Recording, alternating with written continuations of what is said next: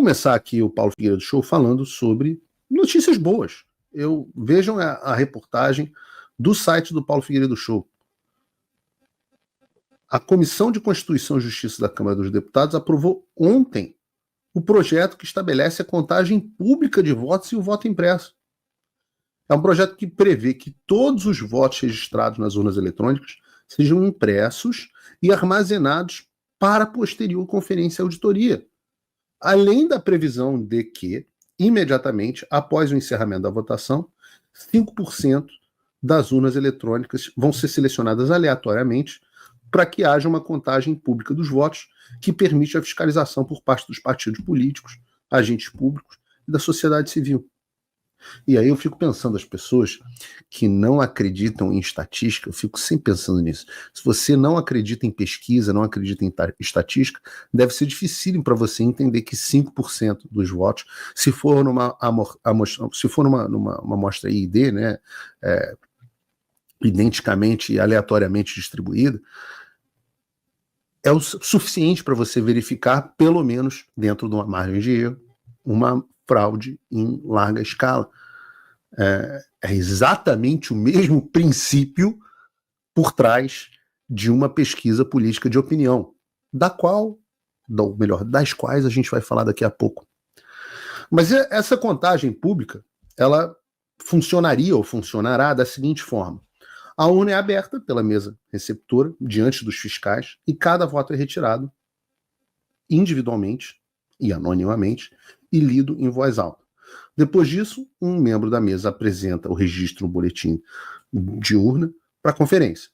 Os resultados da contagem pública e a comparação com os dados eletrônicos são registrados em ata, assinada por todos os presentes e disponibilizados ao público para consulta, e se houver discrepância na amostragem entre a apuração eletrônica e a apuração pública, prevalece o resultado do escrutínio público.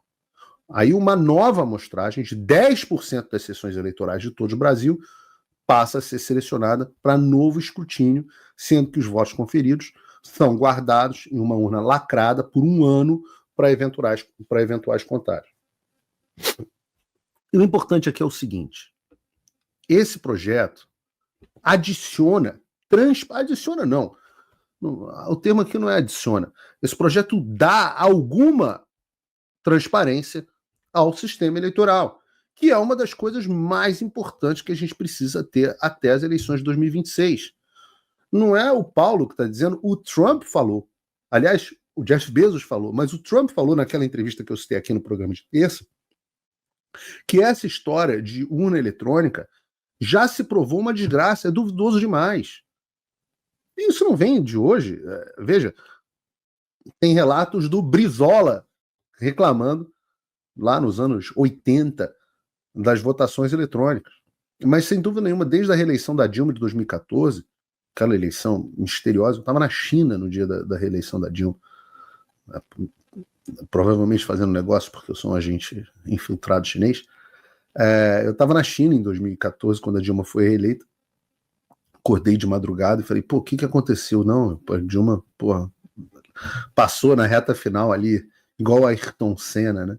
E aquilo foi levantado por diversos políticos, diversos partidos. O próprio PSDB do Aécio Neves, que perdeu aquela eleição, que depois disso que era impossível auditar os votos, né? E por isso que o Congresso, isso é uma discussão, assim, hoje é uma discussão proibida, e o fato da gente estar tendo essas discussões, está considerando essas discussões proibidas, é um reflexo muito grande da situação que a gente se encontra, porque o voto impresso já foi aprovado pelo Congresso em 2015, com a mini-reforma eleitoral. Desculpe interromper o seu vídeo, mas desde 2022 eu continuo com as contas bloqueadas e o passaporte cancelado pelo Xandão. Se você aprecia o meu trabalho e tudo que eu faço pela liberdade de expressão, tem um lugar onde você pode se tornar meu apoiador com uma pequena quantia por mês. Acesse www.paulofigueiredoshow.com e torne-se meu apoiador, e aí você vai receber conteúdos exclusivos e desconto nos meus cursos. Ou então você pode se tornar meu patrono Gold e passar a me pautar, tem reuniões comigo, você entra para o meu grupo de WhatsApp, que eu uso sempre. O link para tudo isso está aí na descrição. Naquela ocasião, tinha sido aprovado um dispositivo que dizia assim: No processo de votação eletrônica, a urna imprimirá o registro de cada voto, que será depositado de forma automática e sem contato manual do eleitor em um local previamente lacrado. Ou seja, você votaria na urna, ela imprimiria um comprovante com seu voto, você ia checar se batia com o que você digitou ou não, que é um dos grandes reclamações de muita gente, de forma anedótica, mas é uma reclamação de muita gente. Então, aí, depois de conferir, você depositaria numa urna lacrada. Ninguém ia ter contato com o seu voto ou com o seu comprovante. Mas aí o que o Supremo fez sobre isso? Está aí a reportagem do G1. Por 8-2, STF derruba voto impresso nas eleições de 2018. E vocês querem ver uma coisa interessante? Os únicos 2 ministros que votaram pela manutenção desse dispositivo, para que ele valesse nas eleições de 2018, foram Gilmar Mendes e Dias Toffoli. Vejo, e assim, se você pegar o voto daqueles ministros daquela época e ler hoje, você vê como esses caras não valem nada. Como é tudo uma questão de conveniência. E essa é a dinâmica. Tem que ser feito, tem que se seguir em frente com essa história do voto impresso. É necessário.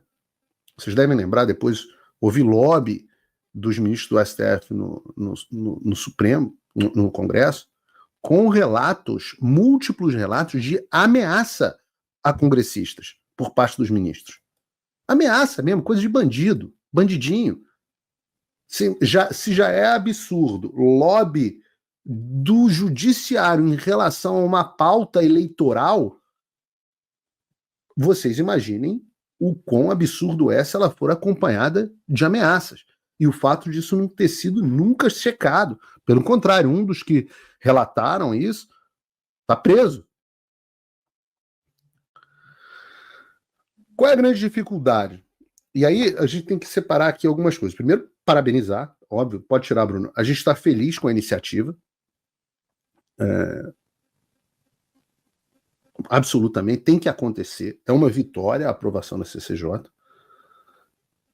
A grande dificuldade é que, no cenário onde nós vivemos, sem liberdade de expressão e debaixo de uma ditadura, de um regime ditatorial comandado pelo Supremo Tribunal Federal, neste momento, de um jeito ou de outro, o STF vai matar de novo.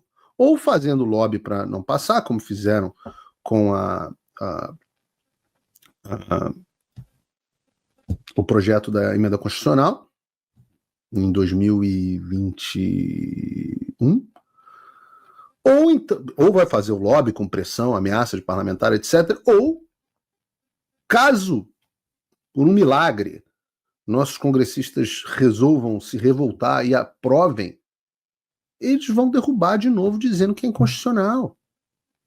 Ah, mas Paulo, é por emenda, dessa vez não tem como eles dizerem que é inconstitucional. Eu falo, mas poxa, que infantilidade, que pensamento infantil. Você acha mesmo que o Supremo que inventa o que quer, o Supremo que desapropria a terra, o Supremo que legaliza aborto, o Supremo que legaliza a droga, apesar de ser flagrantemente contra a lei, vocês acham que o fato de ser uma emenda constitucional, de estar previsto, vocês acham que isso é o suficiente? Eles vão arrumar uma razão qualquer.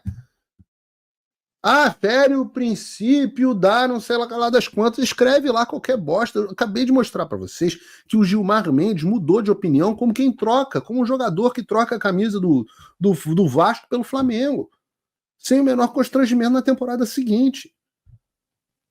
É o que o Demetrio Magnoli falou. O Supremo hoje vota e decide as coisas baseadas no tabuleiro político. Não sou eu que estou dizendo, quem disse foi o Demetrio Magnoli aí. Mostrei o vídeo aqui no programa anterior. É a Globo News que está dizendo.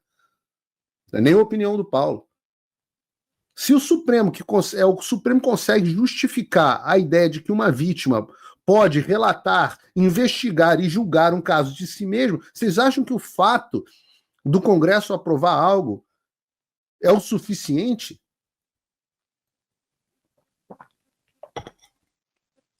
Claro que não. Claro que não. Então, na minha humilde opinião, volto a dizer, vou reforçar isso aqui 50 vezes, vitória, necessário, parabéns aos congressistas, parabéns à oposição, essencial, etc. Mas para a gente conseguir avançar com isso nos próximos passos, a gente precisa desbancar o regime. E eu tenho sido um grande defensor de que os caminhos internos para desbancar o regime estão estreitos ou inexistentes nesse momento, né? Reparem, olhem as minhas participações ao final de 2022, início de 2023, na Jovem Pan, onde, na época, os meus companheiros de bancada diziam, agora caberá ao Congresso. Eu falava, olha, o Congresso pode criar fricção, mas não vem solução do Congresso. Os caminhos institucionais se fecharam, de forma que eu entendo que a gente precisa de ajuda externa para conseguir resolver esse problema. E aí é importante lembrar o que eu disse aqui na terça-feira, que o Trump já falou que o voto tem que ser impresso. Então é natural que os Estados Unidos, agora sob essa nova administração, só reconheçam governos eleitos com voto impresso auditável em países onde a oposição esteja livre para concorrer. E que se alguém está achando que é um absurdo, por que eu estou achando que os Estados Unidos vão se meter com isso? Eu falo, os Estados Unidos mudam a sua política externa de acordo com o líder do seu executivo. O governo Biden foi o primeiro a reconhecer a vitória do Lula. Foi o primeiro a pressionar para que as autoridades brasileiras não questionassem o sistema. Foi o primeiro a dar guarida para esse sistema inverificável. E teve sucesso. Então é natural imaginar que, debaixo de um presidente com uma visão de mundo diferente e que já foi vítima ele mesmo de um sistema eleitoral vulnerável, que a política dele para outros países como o Brasil também mude na direção oposta à política anterior. Agora, como eu estou dizendo, não adianta só vir a pressão exterior se não houver os instrumentos locais, domésticos, dentro do Brasil, como esse. Então, para que a pressão exterior tenha efeito, é condição necessária que aconteça isso que aconteceu, que se passe na CCJ e depois que o Congresso aprove o projeto. Não adianta os Estados Unidos pressionarem e não ter nada no Congresso que crie meios para a pressão institucional americana se materializar como uma ação concreta dentro do país. Então, por isso que eu digo sempre, a gente pode ter ajuda ou podemos ter um país que os Estados Unidos nos atrapalhando. Pode ter um ou outro. Mas as ações precisam ser tomadas internamente, da mesma forma que foi necessário um Alexandre de Moraes para implementar as políticas de censura que nasceram e foram promovidas pelos Estados Unidos. Então, é fundamental que tenha sido feito, mas tem que ser coordenado com o avanço da pauta internacional, porque nacionalmente, domesticamente, nós estamos ferrados.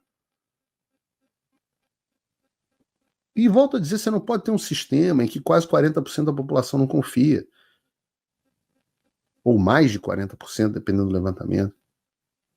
E isso tudo fica mais duvidoso quando as pessoas responsáveis pela integridade do processo eleitoral criminalizam essa desconfiança e se negam a apresentar resposta para os questionamentos. Pior, perseguem politicamente, mesmo criminalizam aqueles que apresentam questionamento.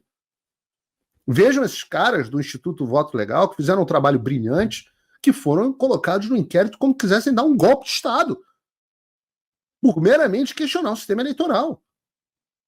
Com dados, com engenheiros capazes.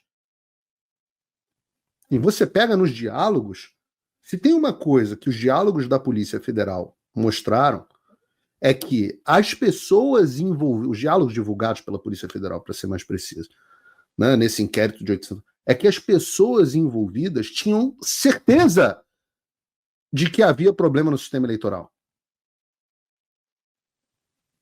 E você pode me dizer no chat, eu quero saber de vocês aqui, porque eu acompanho. Você acha que houve problemas nas eleições de 2020? E dois, eu não estou nem falando de fraude necessariamente, mas também. Respondam no chat sim ou não. Vocês podem dizer. Porque eu, Paulo, digo o seguinte, não é nem mais uma questão de opinião o nosso sistema eleitoral ter falhas, é um fato. O pior de tudo é que as falhas são inverificáveis. Veja, você não precisa ser um gênio. Tá? Você não precisa ser um gênio. Em 2019, a Força Aérea Americana contratou um grupo de hackers para invadir os computadores de um caça F-15. E eles esperavam provar a tese de que o sistema de um caça F-15 era absolutamente impossível de ser invadido e de você comprometer funções críticas. Resultado: em menos de 48 horas, os hackers apareceram com uma lista de dezenas de vulnerabilidades que eles conseguiram acessar. Algumas, várias, até a Força Aérea Americana desconhecia. Então você vem essa conversa de que é impossível, e não dá para dizer que o caça estava, o F-15 não estava conectado no Wi-Fi da sua vizinha, com acesso à internet. E, pô, vocês não viram o Independence Day? Pô, lembra do Independence Day, o filme lá, o personagem do... Meu Deus, como é o nome daquele cara, daquele ator? Ele consegue invadir o hacker do computador dos alienígenas. Ele consegue hackear o computador dos alienígenas e botar um vírus lá. Se os alienígenas, com aquela tecnologia super avançada, tivessem consultado os técnicos do TSE, nada disso seria problema. Não é o personagem do Will Smith, não. É o do Jeff Goldblum, como disse aqui o Michael. Isso mesmo. Goldblum. Jeff Goldblum. Personagem do Jeff Goldblum. Independence Day é um filme que não fariam mais hoje em dia, né? Os americanos sendo heróis, salvando o mundo, né? No dia da independência. Hoje, Hollywood, se tivesse feito um filme de Independence Day, provavelmente ia botar os aliens como vítimas e os americanos invadindo, destruindo e tal. Ah, não, peraí, existe esse filme que é Avatar. Você vê a mudança de Hollywood, né? De Independence Day para Avatar. Isso não vem ao caso. A ideia aqui central é que a pessoa vem com a ideia de que é impossível que um hacker acesse a urna. Né? Isso é brincadeira. Isso é brincadeira. Um caça de dezenas de milhões de dólares, talvez uma centena de milhões de dólares, o Brasil só teria tecnologia para isso em, sei lá, 200 anos. Aí os caras vêm com aquela urna que parece um porra de um pense bem. E não, isso aqui é inhackeável. Porra, não, você tá brincando. Pense bem, denunciou a minha idade. Pense bem, era um computadorzinho de criança que era feito na década de 80, provavelmente na Zona Franca de Manaus.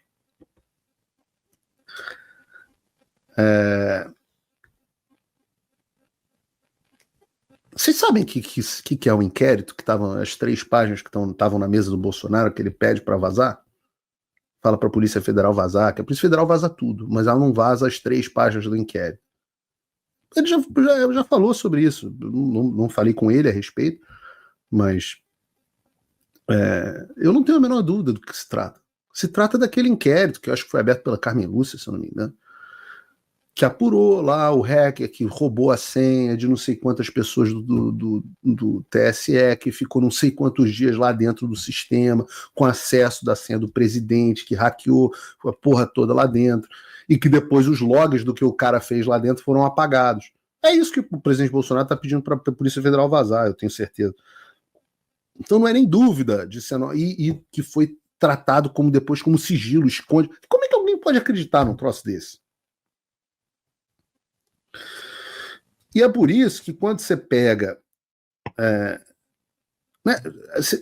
é claro que o que mais aumenta o grau de suspeita do nosso sistema é o fato das pessoas quererem esconder tanto. Porque se houvesse transparência, se o inquérito tivesse aberto, se o PL... Eu sempre falo o seguinte, né? Há uma certa burrice. Se o PL, se o Alexandre, por exemplo, tivesse aberto, quando o PL entrou com aquele pedido dele lá, o Alexandre falou, não, vou abrir uma sindicância. Aí enrola, faz que nem fizeram com a Adélio, finge que investigaram depois de uma conclusão de que não aconteceu nada, mas não. A arrogância é tão grande e a ânsia de esconder é tão grande que a consequência disso é uma desconfiança completa. E quem são as pessoas, né? Quem são as pessoas que votaram contra o projeto do voto impresso? A gente imagina, tá aí a lista, então tem um cara do PV, faz sentido, os caras do PT, faz todo sentido, né? Todos os caras, PC do B, faz um certo sentido, né? PT, Dandara, não sei o quê. Alguns caras do PSD, PSB, Avante, PSOL, Chico Alencar e tal, esses caras são os beneficiários de um sistema que não sem transparência. Aí você abre e na lista encontra um nome que esse sim, eu vou fingir aqui, que me causou uma certa surpresa. Peraí, Kim Kataguiri? Kim Kataguiri?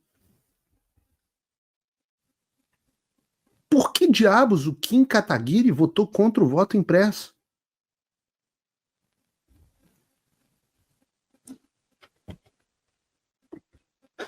O pessoal está falando que o computador das urnas eletrônicas, tecnologia do computador da Xuxa. Kim Kataguiri, por que o Kim Kataguiri vota contra o voto impresso? É uma ótima pergunta. Mas, se você assistir, fica mais esquisito se você assistir o debate que o Marco Antônio, aqui do nosso CIO Diário, fez com o Arthur Duval, Mamãe Falei. Eu não acho que o Marco estava no melhor dia dele. Acho que é uma posição... Se deixou-se colocar numa posição que não era uma posição confortável e por isso não teve o melhor dia dele. Mas, entrando no mérito propriamente dito aqui, essa é que é a insanidade desses caras que acham que o Bolsonaro é o grande problema do Brasil.